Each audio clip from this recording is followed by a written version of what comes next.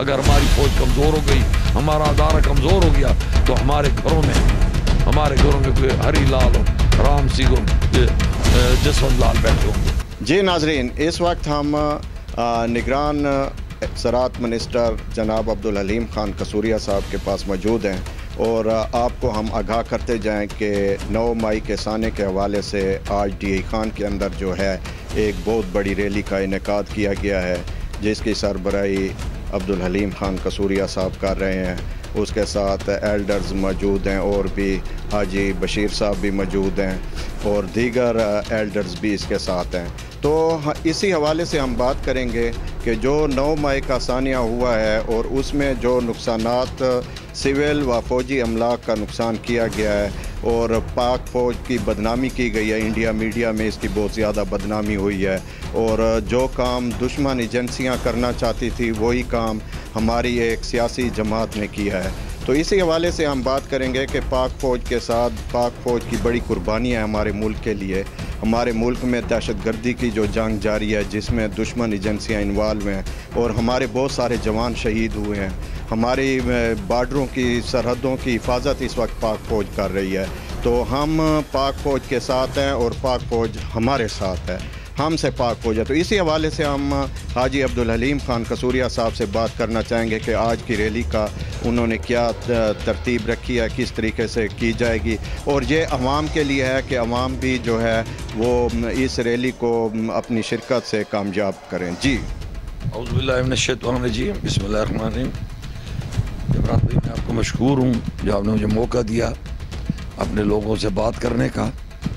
कुछ थोड़ा मैं इसके बारे में तो एक हिस्ट्री थोड़ी जो अपने फैमिली की और अपनी आपको बताना चाहूँगा, जो मुझे जो मौका मिला और मैं कहता मैं बता दूँ। हम छोटे होते थे तो ये एक जहन में डाला जाता था हमारे, जो पाक फ़ौज है तो सब कुछ है, मुल्क है तो सब कुछ है। तो मुझे याद है, मैं ये 65 की जंग जब थी तो उस वक्त मैं तीसरी क्लास का स्टूडेंट था पेशावर में, और जब हमारी फ़ौजें मूव करती थी रेलवे स्टेशन पे हम सारे बच्चे जाते थे और घरों में जो कुछ भी हमें मिलता था वो ले जाते थे और इवन जाके हम अपने जवानों के जूते पॉलिश करते थे। ये वो वक्त था, एक जज्बा था जब हमारे जहनों में हम एक नर्सरी बड़ी की हमारे बुज़ुर्गों ने, जो फ़ौज है तो सब कुछ है, मुल्क है तो सब कुछ है। तो मैं ये आपको बताऊँ, अब ये 9 मई का जो स्याह दिन हमारे इस उम्र में हमने देखा, तो मैं दाद दूंगा अपने पाक फ़ौज को जिन्होंने सब्र का दामन हाथ से नहीं छोड़ा। मैं दाद दूंगा अपने अदारों को जिन्होंने बड़ा इस चीज़ पे सब्र का दामन थामे रखा। और खुद से दुश्मन की जो साजिश थी अवाम और पाक फ़ौज को आपस में लड़ाने की, तो अल्लाह ताला की मेहरबानी से वो इस साजिश में नाकाम हुए।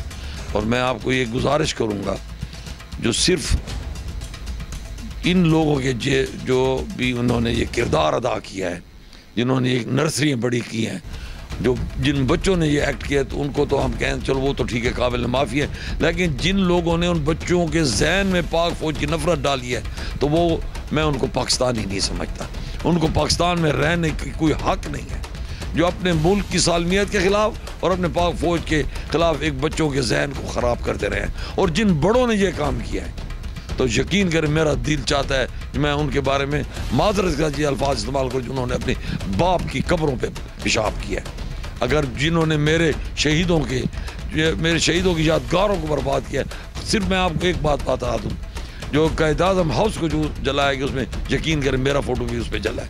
जब मैं तारीख़ पाकिस्तान वेलफेयर वर्कर ट्रस्ट जो बना था उसमें मुझे गोल्ड मेडल अपने दादा का मिला, उसमें वो फ़ोटो मेरा भी वहाँ लगा हुआ था। मेरे दादा का भी फ़ोटो था जब क़ायद-ए-आज़म डी खान तशरीफ़ लाए थे और पहला उन्होंने मुस्लिम लीग का ऑर्गेनाइज़र, डिस्ट्रिक्ट ऑर्गेनाइज़र उन्होंने बनाया था। वो फ़ोटो तमाम हिस्ट्री थी मेरी फैमिली की और पूरे पाकिस्तान के उन लोगों की जिन्होंने पाकिस्तान बनाने में किरदार अदा किया था। ये सब जल गया और मेरे शहीदों के अब बहुत हो गया, बहुत मेरे पाक फ़ौज के जवानों के बच्चे यतीम हुए, मेरी पुलिस के जवानों के बच्चे यतीम हुए। अब इसके बाद हम ये चीज़ बर्दाश्त नहीं करेंगे। मैं कह रहा हूँ आप लोगों को, जो एक हो जाओ और दुश्मन के आलाकारों को ये बता दो जो हम अपने पाक फ़ौज के साथ हैं, अपने मुल्क की सालमियत के लिए हम तन मन धन और अपने पाक फ़ौज के तन मन धन कुर्बान करने के लिए तैयार हैं। सिर्फ ये हम दिखाना चाहते हैं उन लोगों को जो दुश्मन के आलाकार यहाँ बने हुए हैं, जो आलमी साजिश के एक आलाकार बने हुए हैं, जिनकी ये ख्वाहिश है जो हम पाकिस्तान को कमज़ोर करें, हम पाक फ़ौज को कमज़ोर करें। एक और भी बात मैं माजरत से कहूँगा, अगर हमारी फ़ौज कमज़ोर हो गई, हमारा अदारा कमज़ोर हो गया, तो हमारे घरों में कोई हरी लाल और राम सिंह और जसवंत लाल बैठे होंगे, हम बाहर बैठे होंगे। आपने देख लें, जो अगर हम अक़लियत होंगे तो हमसे वही काम लिया जाएगा जो अक़लियतों से लिया जाता है। तो मेहरबानी करके अपने अदारों को कमज़ोर न करें, अपने पाक फ़ौज को कमज़ोर न करें, अपनी एक इतने बड़े इस्लामी एटमी ताकत को कमज़ोर न करें। अगर आपने कमज़ोर किया तो आप लोग अपने नहीं, अपने आने वाली नस्लों के दुश्मन हैं। आप अपने आने वाली नस्लों के लिए एक गड़ा खोद रहे हैं। तो लिहाजा इन लोगों को मैं कहता हूँ, अगर ये इनके जहन में ये सोच है तो खुदा रहो इस मुल्क को छोड़ दें। वो गद्दार हैं इस मुल्क के, वो गद्दार हैं इस मुल्क के, जो मुल्क के अदारों के और मुल्क की सालवियत के ख़िलाफ़ काम करते हैं। तो मैं ये गुजारिश करूँगा, आज अपने गयूर आवाम को आज निकलें चौक दर चौक और दिखा दें दुश्मन के आलाकारों को कि हम पाकिस्तान की फ़ौज के एक आवाज़ के ऊपर लब्बैक कहने वाले हैं, और हम पाकिस्तान फ़ौज के लिए और पाकिस्तान के अपने जान मन तन धन कुर्बान करने के तैयार है। मैं बता रहा हूँ, ये नर्सियाँ बच्चों की हमने बनानी है। हमें अपने बुज़ुर्गों से एक अमन मिला था, हमें अपने बुज़ुर्गों से एक मजबूत और पाकिस्तान और एक मजबूत फ़ौज मिली थी। अब हमारा भी ये हक बनता है कि हम अपने आने वाली नस्लों को एक मजबूत पाकिस्तान और एक मजबूत फ़ौज दें। ज़रा नम हो साकी तो ये मिट्टी बड़ी ज़रखेज़ है। यकीन करें, हम हवाओं के रुख बदल देंगे, हम दिखा देंगे जो कैसे हम लोग अपने मुल्क और अपने पाक फ़ौज को कुर्बानियाँ देने के लिए तैयार हैं।